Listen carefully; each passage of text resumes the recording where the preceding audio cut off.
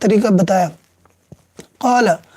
طالوت رحمۃ اللہ علیہ نے کہا ان اللہ بے شک اللہ تعالیٰ مبتلیکم بنہر تمہارا امتحان لینے والا ہے ایک نہر سے،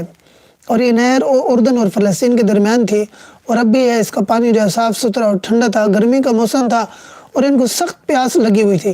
اور یہ پیاس کے اندر جو ہے وہ سفر کر رہے تھے اور یہ ان کو کوئی پینے کی چیز نہیں ملی۔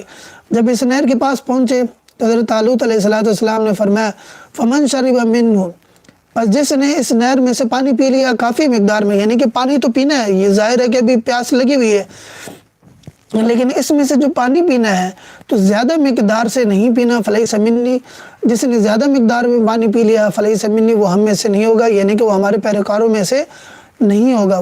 ومن لم یطعمہ، اور جس نے نہ چکھا اس کا پانی فإنہ منی، پس بے شک وہ میرے پیروکاروں میں سے ہوگا، یعنی کہ جو اس نہر میں سے پانی پی لے گا وہ تو اس میں سے نہیں ہوگا،